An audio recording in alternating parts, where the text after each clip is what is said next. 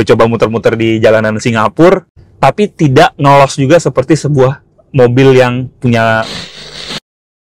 Hello guys, welcome back to CVT Indonesia. Balik lagi sama gue Pas Tobing. Yes, sekarang di samping kami sudah ada MPV dari Volkswagen dan pertama kali diluncurkan di Singapura, dan kami diajak oleh VW Indonesia untuk menyaksikan mobil ini secara langsung. Ya, kemarin di waktu Gias 2024 mobil ini sudah dipajang tapi memang belum final speknya, dan sekarang di samping kami sudah ada versi final speknya, dan ini adalah tipe yang long wheelbase. Seperti apa final spek yang akan dijual di Indonesia? Tonton video ini sampai habis.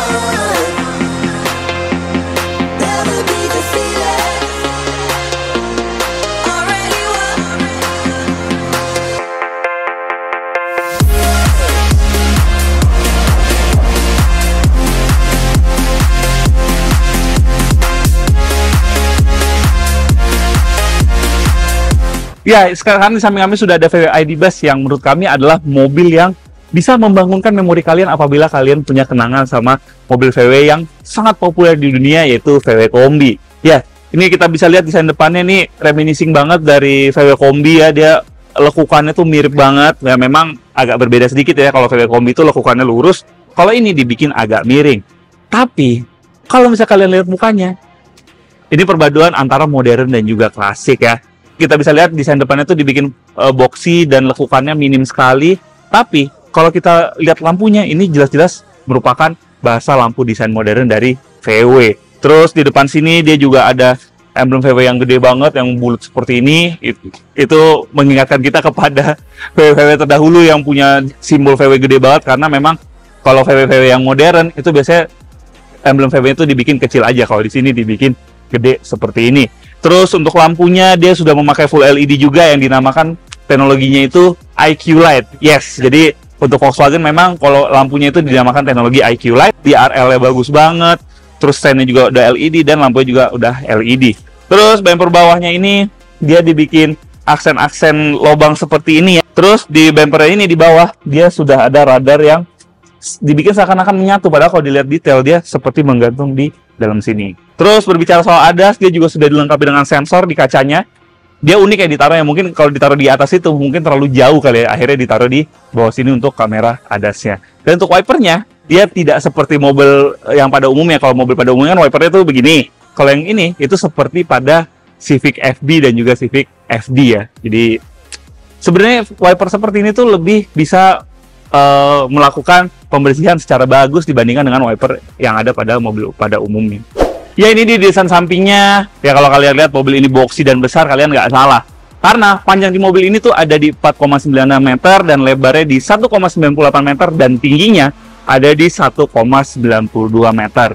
Jadi secara dimensi dia nggak perlu dipertanyakan lagi ya, pasti translate ke dalam interior dalamnya yang pasti luas banget. Dan jika kalian bandingkan dengan VW Kombi yang terkenal di dunia, ini jelas jauh lebih panjang karena VW Kombi itu panjangnya hanya ada di 4,3 meter.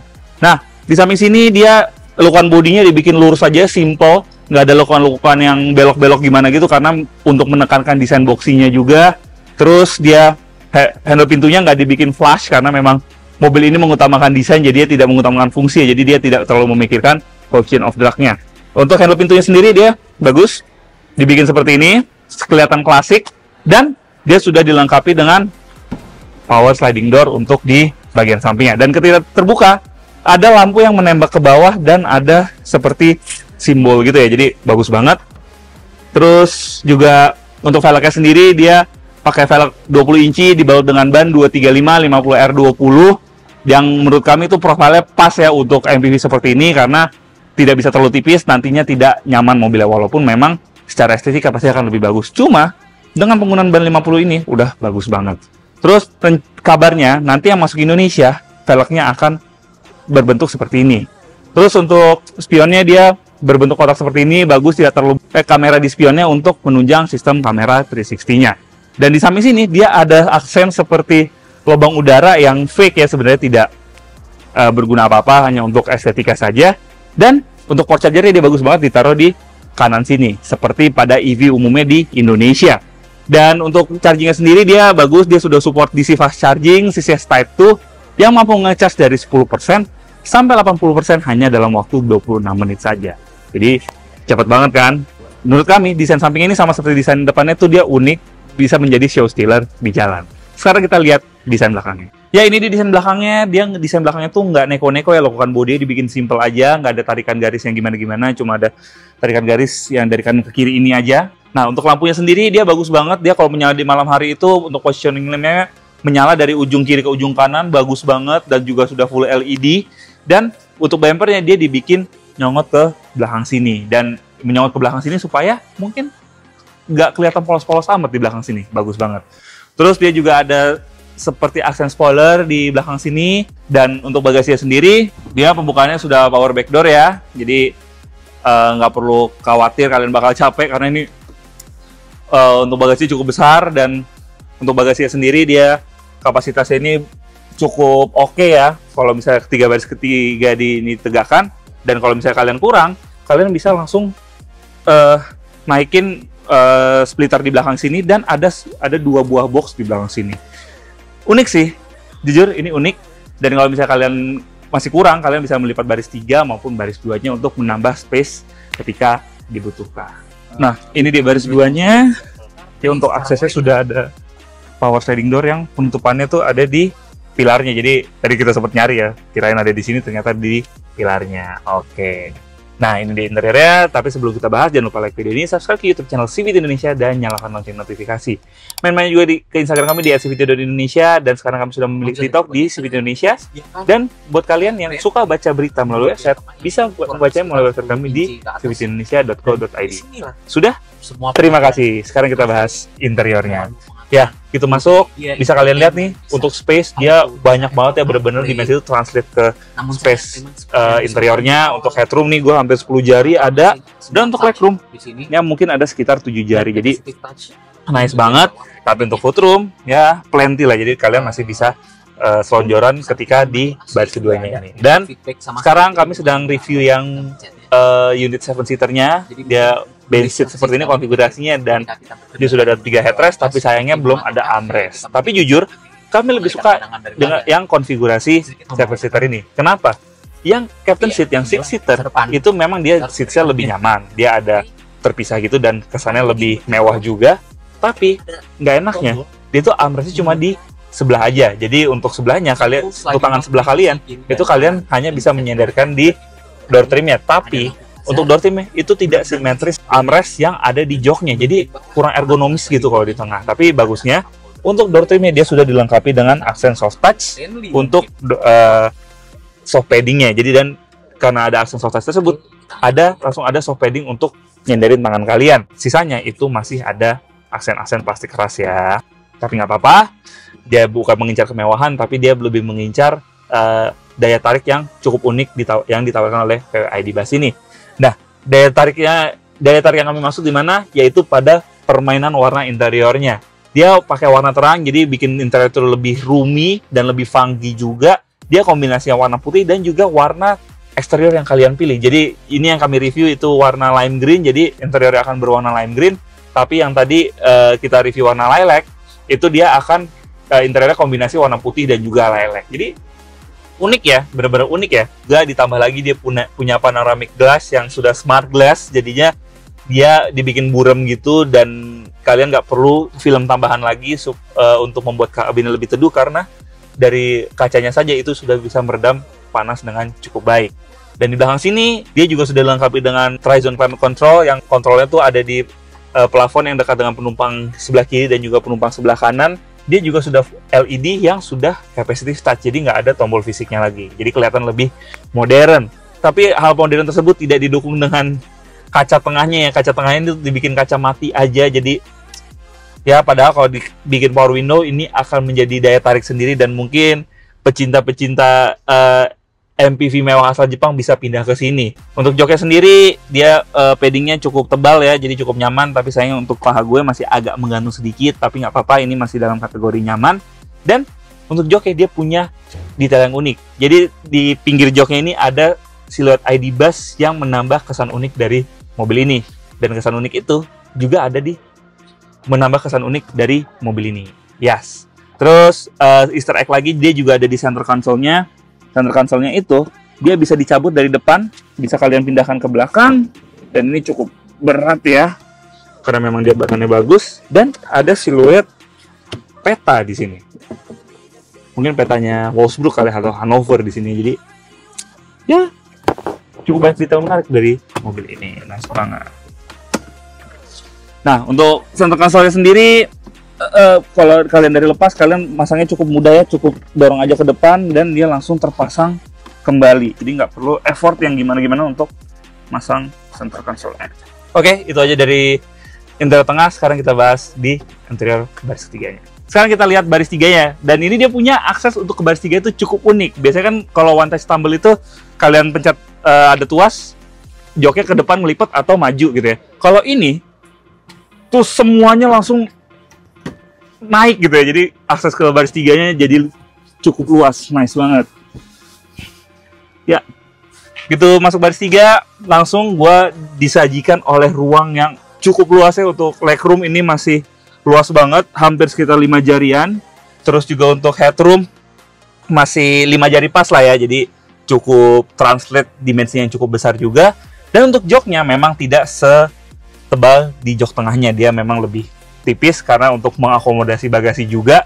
Di belakang sini dia ada, bagusnya lagi ada soft padding untuk menyandarkan tangan kalian, dan ada aksen ID bus di belakang soft paddingnya. Jadi ini detail yang cukup unik ya, jadi menekankan kesan funky dari mobil ini. Terus di belakang sini dia juga sudah ada USB Type-C di penumpang kanan dan juga penumpang kiri, jadi untuk mengisi daya gadget kalian nggak perlu khawatir. Dan ada bottle storage di sebelah kiri, penumpang sebelah kirinya, tapi untuk penumpang kanannya dia nggak ada. Pengaturan jok dia dibikin fix, nggak bisa di recline lagi, nggak ada tuas untuk nge-recline, untuk majuin juga nggak ada. Tapi bagusnya dia juga headrestnya juga cukup nyaman, dan untuk posisi duduknya jujur ini cukup tegak. Untuk perjalanan jauh mungkin bakal mengkompromi sedikit ketika duduk di baris ketiga ini. Dan untuk paha gue juga tertopang seadanya, tapi bagus ya di baris ketiga sini sudah ada LED lamp yang diaktifkan dan juga dimatikan secara capacitive touch, jadi menekankan kesan mewah. Dan juga speaker Harman Kardon itu nggak cuma sampai baris tengah aja, tapi di baris ketiganya juga sudah ada speaker dari Harman Kardon. Nice banget. Ya, sekarang kita lanjut ke interior depan, dan gitu masuk, gue langsung disambut sama jok yang punya set support yang cukup baik ya. Dan joknya ini punya nama sendiri, yaitu Ergo Comfort, yang merupakan teknologi seats yang sudah dipatenkan oleh Volkswagen. Terus di joknya juga ada aksen ID, tulisan ID yang merupakan singkatan dari Intelligent Design, yang merupakan divisi EV dari Volkswagen. Untuk jok sendiri, dia warnanya itu sama seperti jok baris kedua dan baris ketiga, dia kombinasi putih dan juga warna eksterior dari mobil ini. Nice banget. Terus untuk instrumen clusternya dia warnanya cukup compact ya, tapi informasi yang ditampilkan juga cukup oke. Dia ada sisa baterainya, terus range-nya sisa berapa, dan juga trip meter, jadi bisa menampilkan mobil ini sudah berjalan sejauh berapa kilometer. Dan resolusinya juga cukup baik, dia punya resolusi yang cukup tajam, jadi enak dipandang mata. Dan ada gambar ID bus di depan sini, nice banget. Terus untuk dashboardnya dia masih pakai plastik keras, dan juga ada aksen kayu di depan sini. Dan untuk door trimnya dia memakai plastik keras masih ya, tapi memang ini untuk mendukung sustainability juga karena ini dibuat dari plastik daur ulang, dan masih ada soft padding di belakang sini. Dan untuk membuka pintunya dia ada tuas pintu yang sebenarnya penempatannya agak unik ya. Biasanya kan kalau misalnya mobil van seperti ini, dia penempatan tuas pintu itu ada di atas sini, tapi kalau ini dia dibikin di bawah sini, jadi lebih gampang dijangkau sih. Cuma memang agak dekat sama kaki kita, jadinya kalau misalnya membuka kita harus geser kaki kita. Nah, Terus tengah sini dia unit yang merupakan kontrol dari mobil juga. Jadi di ID Bus ini sudah minim sekali tombol fisiknya ya. Semua dipindahkan ke head unit ini untuk pengaturan mobilnya. Terus juga untuk konektivitas smartphone yang jadi misalnya entertainment system yang semuanya tuh sudah di sini. Dan berbicara soal entertainment system, mobil ini sudah dilengkapi dengan Apple CarPlay dan juga Android Auto baik wired maupun wireless. Dan untuk pengaturan mobilnya, dia di sini ada untuk pengaturan lampunya, dia ada di sini, dia ada comfort light settings, terus juga ada pengaturan spion, misalnya mundur itu mau turun atau enggak spionnya, atau misalnya pas dikunci dia bisa dikunci, spionnya akan melipat. Terus untuk set TPMS, terus juga untuk settings features yang ada di lampunya seperti dynamic coronary light, dynamic light assist, terus juga automatic headlights, itu semuanya disetting di head unitnya ini. Auto hold juga di head unitnya. Terus juga pengaturan pembukaan pintunya, untuk pembukaan pintu power sliding door yang semuanya ada di sini. Nah, interiornya juga bisa diatur di sini untuk pengaturan head-up display, semua di head unit ini dilakukannya. Dan untuk pengaturan easy entry juga bisa dilakukan di sini. Ya banyak banget ya pengaturannya di sini. Seperti mobil asal Tiongkok, jadi semuanya sudah dipindahkan ke head unitnya ini. Dan untuk ukuran head unitnya sendiri dia ada di 10 inci, jadi tidak terlalu besar, tidak terlalu kecil juga. Dan untuk pengaturan AC-nya juga menyatu di head unitnya. Untuk suhunya semuanya tuh ada di sini, tidak ada tombol untuk up and down-nya.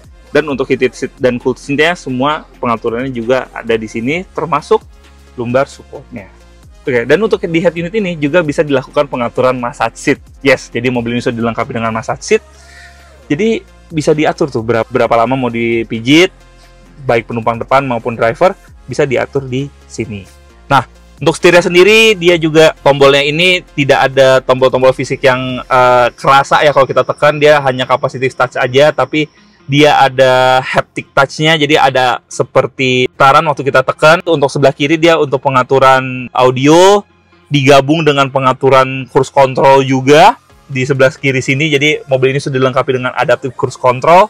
Dan di sebelah kanan untuk mengatur instrumen clusternya. Di belakang instrumen clusternya ini dia sudah dilengkapi dengan head-up display. Dan di depan sini dia sudah ada USB port sebanyak 2 buah untuk mengisi daya gadget kalian. Dan juga konektivitas smartphone. Depan sini dia ada center console yang tadi sempat gue tarik ke belakang. Center console itu bisa dipindah-pindah.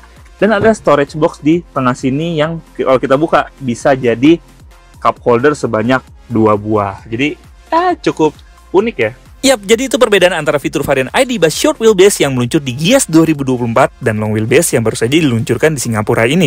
Nah, secara spesifikasi, keduanya juga beda loh. Kalau Short Wheelbase itu pakai baterai sebesar 84 kWh, sedangkan yang Long Wheelbase ini pakai 91 kWh. Range sendiri, yang Short Wheelbase di 430 km, sedangkan Long Wheelbase di 470 km. Kalau untuk tenaganya, keduanya sama-sama di 286 PS dan torsinya di 310 Nm. Nah, bagaimana rasa berkendaranya? Kita langsung diberikan kesempatan nyoba langsung di Singapura. Ya, sekarang kita udah ke bagian giliran untuk ngerasain gimana sih rasa berkendara dari VW ID Bus ini. Hal yang pertama gue notice adalah pandangan ke depan itu clear, karena kacanya besar juga, jadi nggak ada blind spot, hampir nggak ada nose sama sekali. Jadi kita tetap pede untuk misalnya berputar di area-area yang cukup sempit ya. Ya, untuk radius putarnya sendiri, mobil ini tuh punya radius putar yang ada di angka 11 meter. Jadinya, kalau misalnya muter-muter di gang sempit itu, nggak akan jadi masalah buat mobil ini. Padahal, dia panjangnya itu hampir 5 meter. Jadinya, untuk dikemudikan, mobil ini masih enjoyable banget. Terus, untuk posisi mengemudi, dia tipikal sebuah MPV ya, dia commanding, terus juga joknya juga udah kita setel paling rendah, ini masih tinggi juga, tapi nggak apa-apa, itu yang bikin mobil ini jadi punya pandangan ke depan itu yang bagus banget. Dan berbicara soal pandangan ke depan, ketika kita dari berhenti ke jalan, kita dimanjakan dengan ID light-nya, sistem ID light dari ID Bus ini. Jadi kalau misalnya dari park ke drive, dia langsung ada lampu yang kayak lewat gitu, jadi mengingatkan kalau mobilnya sudah masuk ke drive. Terus untuk setirnya sendiri, jujur, ini untuk ukuran sebuah big MPV, ini direct sih. Input setirnya tuh bener-bener kerasa, bener-bener nurut banget sama apa yang kita inputin, jadi nggak ada delay-nya, hampir nggak ada delay-nya, dan masih enjoyable ketika kita mengemudikan mobil ini gitu. Terus pandangan ke samping ini ada kekurangan sedikit karena memang untuk pilar A-nya dia tuh untuk kaca matinya tuh agak ke depan sebenarnya, jadinya kurang membantu ketika kita ngeliat ke spion. Objek yang di belakang spion itu hampir nggak kelihatan karena tertutup sama pilar yang penempatan itu agak di belakang spion. Dalam batas wajar, bukan yang mengganggu banget. Ini gue coba muter-muter di jalanan Singapura, masih enak banget untuk sudut pandangnya ya. Terus untuk power delivery-nya, dia kalau dia itu menyesuaikan sama apa yang kita inginkan. Jadi misalnya kalau kaki kita itu kita pengen yang agak agresif, mobil ini masih bisa delivery power secara agresif gitu. Kayak gini kita tekan dikit, itu masih ada powernya ketika kita butuhkan. Tapi kalau misalnya kita mau halus, dia tuh juga bisa kita setting halus dengan inputnya tuh kita pelanin. Jadi injaknya jangan terlalu agresif, dia akan mengikuti karakter kaki kita yang sedang tidak ingin agresif, jadi masih nyaman gitu ya. Dan untuk pengereman, walaupun dia bodinya bongsor dan juga kebanyakan EV itu punya karakter pengereman yang kurang baik, jadi lebih ngelos daripada mobil combustion, tapi di VW ID Buzz ini remnya itu bisa pas, jadi nggak seagresif mobil yang katakanlah seperti sedan atau SUV yang SUV perkotaan, tapi tidak ngelos juga seperti sebuah mobil yang punya bodi yang cukup besar ya. Jadi kita bisa tahu mobilnya berhenti kapan, jadi kita bisa memperkirakan, bisa memaksimalkan keamanan juga. Terus untuk ADAS dia juga sudah lengkap, ada adaptive cruise control, lane keeping assist, lane following assist dan sebagainya. Nanti untuk lengkapnya kita akan tes lagi ketika mobil ini masuk Indonesia. Ya, sekarang kita ke bagian untuk nyobain gimana sih rasanya jadi penumpang di VW ID Buzz ini. Ya, jujur untuk kekedapan kabin ini top notch banget, padahal dia sebuah mobil listrik yang nggak punya suara mesin untuk nge-counter noise dari luar ya. Ini suara bannya hampir nggak kedengeran, suara anginnya apalagi, dan dia juga ketolong sama ada fitur unik di dashboardnya, yaitu untuk wireless chargernya, dia ada seperti penjepitnya. Jadi kalau biasanya wireless charger itu, handphone kan ditaruh di atas wireless chargernya untuk nge-charge-nya. Nah kalau ini itu ditahan, jadinya kalau misalnya ada gadget di wireless chargernya itu nggak akan moving yang bikin suara-suara nggak enak di kuping gitu. Jadi nice banget. Terus untuk bandingan suspensinya, dia biasanya kan kalau mobil listrik itu karena bebannya berat, suspensinya tuh main, jadi kayak ayunannya agak sedikit berlebihan. Nah ini kita barusan lewatin jalanan yang kurang rata ya. Suspensinya tuh bisa menahan beban ID Buzz ini dengan sangat baik. Jadi kerasa tuh suspensinya padat, terus bantingannya refine, benar-benar itu definisi refine ada di VW ID Buzz ini. Dan kalau lewat speed bump seperti ini, suaranya tuh nggak meledak-ledak di dalam, nggak ada suara dentuman di dalam. Jadi suaranya tuh bisa keredam dengan sangat baik. Tapi memang karena memang mobil sepertinya harus mengutamakan kenyamanan, belok seperti tadi nih barusan nih, itu sedikit terasa body roll-nya. Tapi mengingat dimensi yang cukup besar, ini masih dalam batas yang sangat wajar. Jadi duduk di belakang sini jelas masih sangat nyaman, apalagi untuk urusan ruang itu sangat berlimpah di belakang sini. Apalagi tinggi gue yang 182 cm, jelas sangat nyaman duduk di belakang sini. Membuat mobil ini sangat nyaman apabila kita duduk sebagai penumpang. Ya, setelah menjajal ID Buzz di Singapura ya pengalaman yang cukup menegangkan juga karena memang kita tidak terlalu paham mengenai traffic rules di Singapura dan banyak banget tilangnya. Tapi overall, mobil ini punya kenyamanan khas Eropa yang nggak perlu dipertanyakan lagi. Dan juga untuk MPV yang seboxy ini, sebesar ini, jujur mobil ini fun to drive. Dan fiturnya yang lengkap, terus juga desainnya ini yang wah banget menurut kami, reminiscing dari VW Kombi yang lama, terus juga ada sentuhan-sentuhan modernnya. Mobil ini bisa jadi pesaing yang serius di market Indonesia. Dan dengan harga 1,4 miliar rupiah yang versi long wheelbase seperti ini, dan juga 1,3 miliar yang versi short wheelbase, menurut kami mobil ini bisa menjadi penantang serius di segmen luxury MPV.